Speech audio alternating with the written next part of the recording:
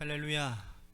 153 저녁기도에 오신 여러분들을 주님의 이름으로 환영하고 축복합니다. 오늘 이 시간도 하나님께서 여러분들 가운데 만나주시고 일하시는 귀한 저녁 기도의 시간이 되기를 간절히 소원하겠습니다. 먼저 이 시간 우리 같이 하나님 앞에 오늘 하루 하나님께서 우리들에게 베풀어 주신 은혜를 기억하며 은혜라는 찬양이 있습니다. 우리 같이 찬양하며 나아가도록 하겠습니다. 내가 누려왔던 모든 것들이 내가 지나왔던 모든 시간이 내가 걸어왔던 모든 순간이 당연한 것 아니라 은혜였소. 아침 해가 뜨고 저녁에 노을 봄의 꽃향기와 가을의 열매 변하는 계절의 모든 순간이 당연한 것 아니라 은혜였소. 모든 것이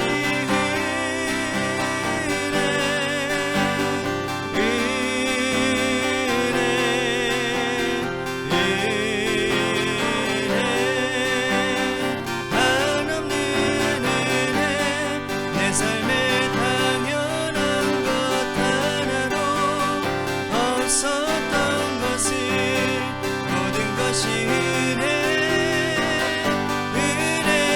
은혜였소. 내가 이 땅에 사는 것 내가 이 땅에 태어나 사는 것 어린아이 시절과 지금까지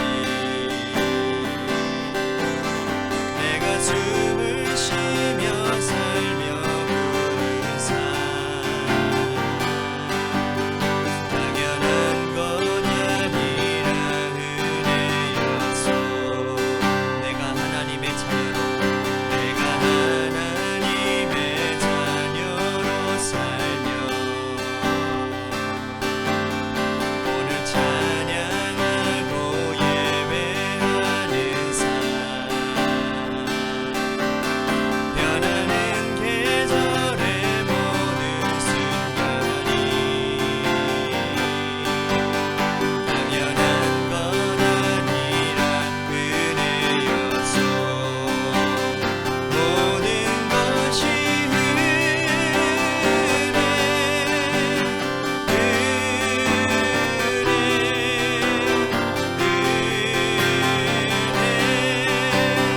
한없는 은혜 내 삶에 당연한 것 하나도 없었던 것을 모든 것이 은혜였어. 모든 것이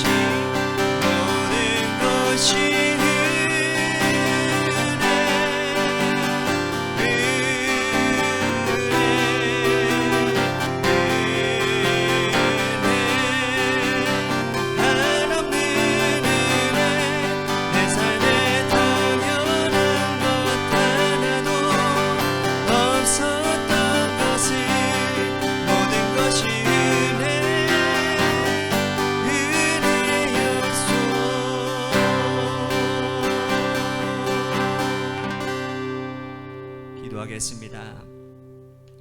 오늘 하루 하나님 우리들이 살며 하나님의 은혜 없이 하나님 우리들이 어떻게 여기까지 왔겠습니까? 오늘 그 은혜에 감격하여 하나님 앞에 먼저 이 시간 감사하며 찬양하며 예배합니다. 하나님 어제도 계셨고 오늘도 계시고 또한 내일도 함께 하시는 알파와 오메가 되시는 그 하나님 영원토록 우리와 함께 하시겠다고 말씀하신 그 주님의 말씀을 의지하여 오늘도 주님 바라보며 앞으로 펼쳐질 인생 가운데 주 안에서 하나님의 신실한 일들을 바라보며 믿음 가지고 주님 바라보며 주님을 바라보며 살아가는 은혜가 우리 가운데 있게 하여 주옵소서. 오늘 한날도 하나님 앞에서 하나님 우리들이 감사하며 은혜로 고백하는 이 기도가 하늘에 상달되어져서 응답받는 역사로 하나님께 영광 돌리게 하여 주옵소서. 사랑이 많으신 예수님 이름 받들어 간절히 축복하며 기도하옵나이다. 아멘. 오늘 이 저녁 시간에 하나님이 우리에게 주신 말씀 보도록 합니다. 갈라디아서 3장 1절에서 6절 말씀까지만 보겠습니다. 갈라디아서 3장 1절에서 6절 말씀 우리 같이 한 목소리로 다 함께 봉독하도록 하겠습니다. 시작. 어리석도다 갈라디아 사람들아, 예수 그리스도께서 십자가에 못 박히신 것이 너희 눈앞에 밝히 보이거늘 누가 너희를 꾀하더냐.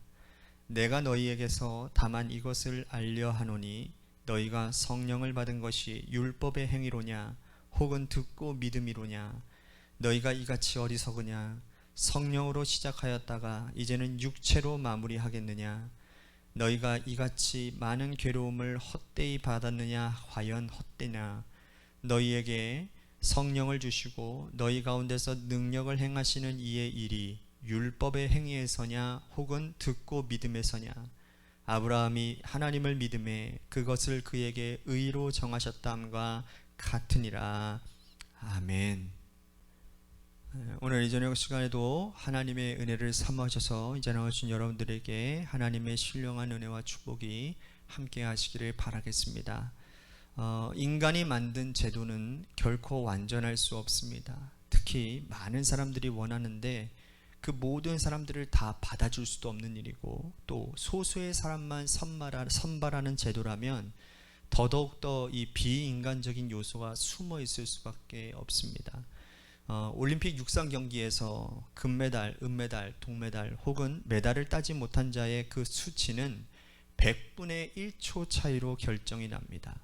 어떤 사람은 그 100분의 1초 차이로 메달을 획득하고 국가와 조국, 민족의 큰 영웅이 되고 또한 부와 명예를 누리게 됩니다. 하지만 어떤 사람은 그 100분의 1초 동안 1초 차이로 평생 동안 준비하고 열성을 다해서 최선을 다해서 뛰어온 자신의 자리에서 인정받지 못하는 아주 불행한 인생을 경험할 수 있게 되는 거죠. 이것은 비단 운동 경기뿐만 아니라 우리 학생들이 경험하는 입시도 마찬가지고 또 입사 시험도 마찬가지입니다. 1.2점 차이로 당락이 결정되어지는 이 시험은 그 자체로 약육강식의 세상이고 또한 비인간적인 요소가 분명히 그 안에 있을 수밖에 없지 않겠냐라는 것이죠. 자, 그런데 복음은 그렇지가 않습니다. 복음은 은혜를 전제로 하고 있습니다. 복음은 사람을 줄 세우지 않습니다. 복음은 사람의 능력대로 선발하지 않습니다. 복음은 그 자체로 은혜가 있는 것입니다. 은혜가 뭡니까? 나는 자격이 없는데, 나는 구원의 반열에 들어갈 만한 자격, 조건조차도 되지 않음에도 불구하고 놀라우신 하나님의 능력으로 죄 많은 나를 죄 없다 해주신 것이 은혜 아니겠습니까?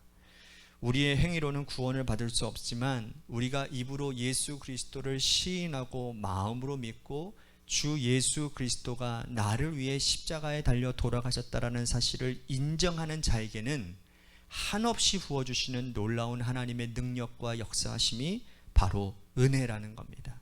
오늘 바울은 그 은혜를 갈라디아 교회에게 또한 오늘 우리들에게 전하고 있다는 것이죠.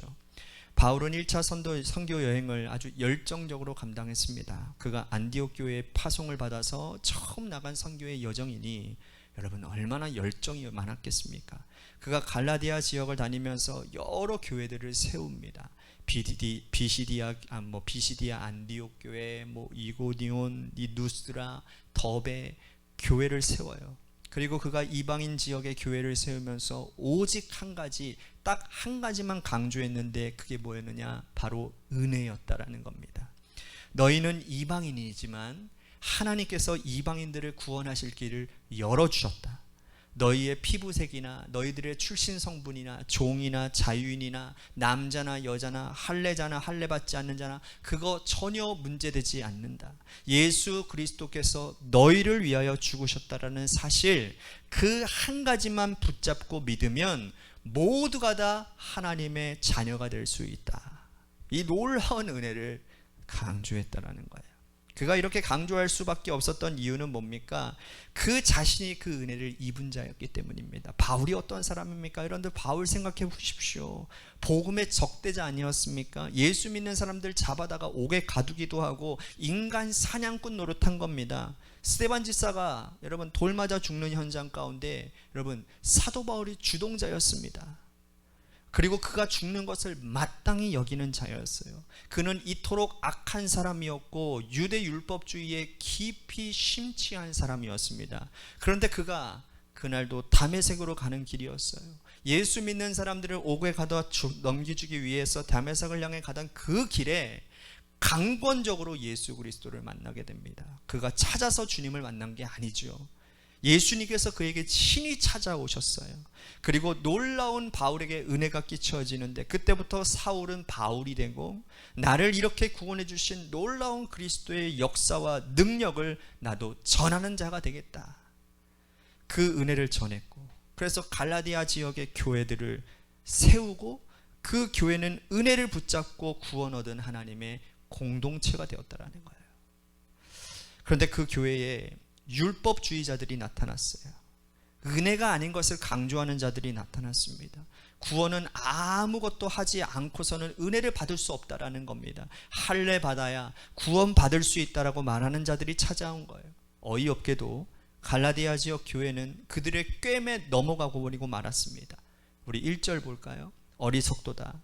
갈라디아 사람들아, 예수 그리스도께서 십자가에 못 박히신 것이 너희 눈앞에 밝히 보이거늘 누가 너희를 깨하더냐.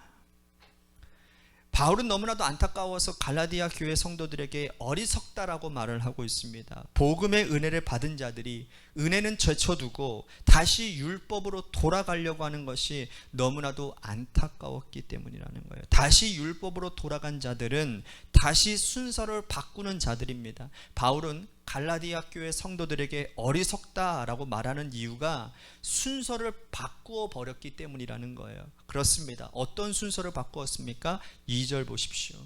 내가 너희에게서 다만 이것을 알려 하노니 너희가 성령을 받은 것이 율법의 행위로냐 혹은 듣고 믿음이냐. 자, 신앙생활에서는요, 여러분 순서가 아주 중요합니다. 순서. 우리가 구원받는 순서, 복음의 열정에 사로잡히는 순서를 한번 생각해 보십시오. 여러분, 먼저 복음을 듣지 않았습니까? 말씀을 듣다 보니 우리들에게 믿음이 생겨났잖아요. 마음속에 말씀이 떨어져서 그 말씀이 자라서 믿음이 생기는 거잖아요. 그 믿음은 예수 그리스도를 나의 구원자로 인정하고 붙잡는 믿음인 것입니다. 구원을 받았습니다. 은혜로 받았습니다. 은혜로 구원받았습니다. 놀라운 역사가 생겨났습니다. 나 같은 죄인을 하나님께서 구원해 주시기 위해 그 독생자 아들 예수 그리스도를 이 땅에 보내주시고 나를 건져주셨다라는 사실이 너무너무 감사하고 놀라워서 그때부터는 어떤 일이든지 간에 주님 저에게 맡겨만 주십시오. 제가 주를 위해 쓰임 받겠습니다. 섬기겠습니다. 어떤 십자가라도 지겠습니다. 그래서 열심히 일하고 봉사하는 겁니다. 성령 받습니다. 성령의 능력으로 열심히 맡겨주신 그 일들을 봉사하는 겁니다. 이게 정상적인 순서라는 거지요. 그런데 율법주의자들은 이 순서를 바꿔버려요. 행하는 것을 앞에다가 두는 겁니다. 열심히 봉사하고 일하고 행하기만 하면 할례도 받고 헌금도 열심히 하고 교회 봉사도 열심히 하기만 하면 그러면 그것이 다 채워지면 그 후에 구원이 주어지게 될 거라고 이렇게 가르쳤다라는 거예요. 여러분, 이거는 이단입니다. 이단이에요. 어떻게 이 순서가 바뀌어질 수가 있겠습니까? 그런데 이거는요, 과거에만 있었던 것이 아니라 바울 시대, 예수님 시대에만 존재했던 것이 아니라 오늘날 우리들에게도, 오늘날 우리 관악교회, 이 땅의 교회들에게도 독버섯처럼 자라나고 있는 아주 안 좋은, 우리가 처단해야 될, 교회에서 뽑아내야 될 이단적 요소라는 것이죠.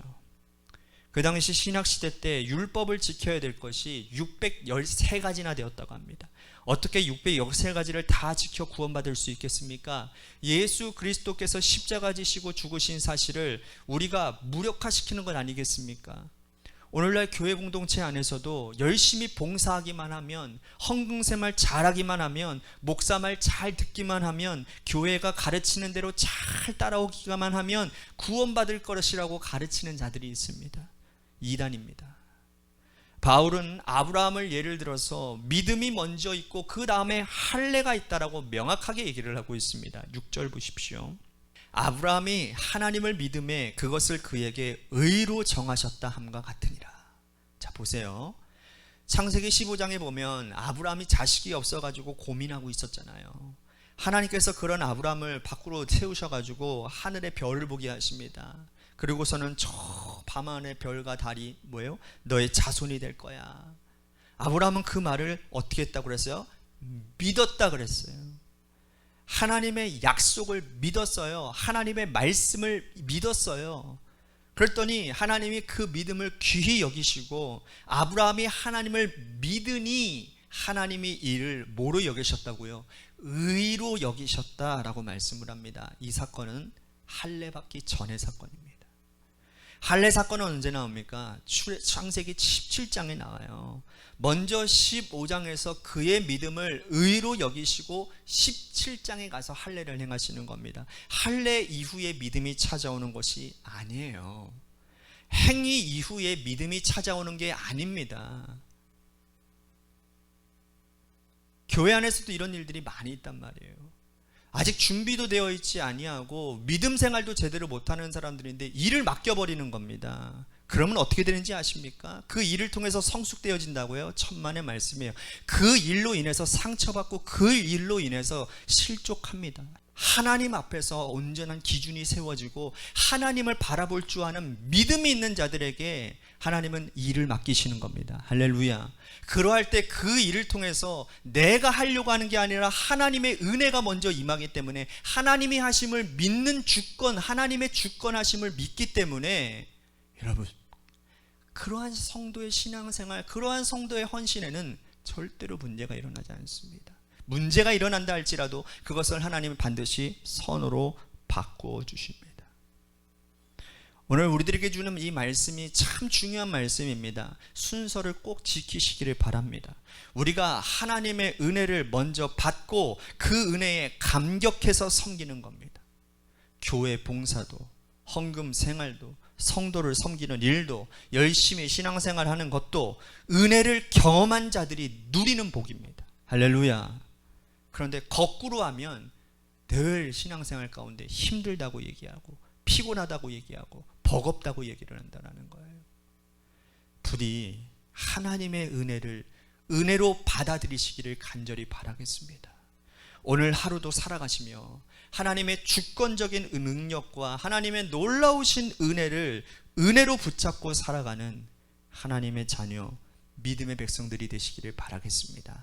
오늘 말씀을 생각하며 우리 같이 기도했으면 좋겠습니다. 혹여나 여러분, 하나님의 은혜가 먼저 앞서지 아니하고 하나님을 향한 절대적인 신뢰와 믿음이 없이 먼저 행하려고 했던 우리들의 모든 신앙생활이, 모든 헌신이 혹시 순서가 뒤바뀌어진 우리들의 삶의 자리, 헌신의 자리가 있지는 아니한지 오늘 그것을 우리들이 점검해보는 시간이 되기를 간절히 소원하겠습니다.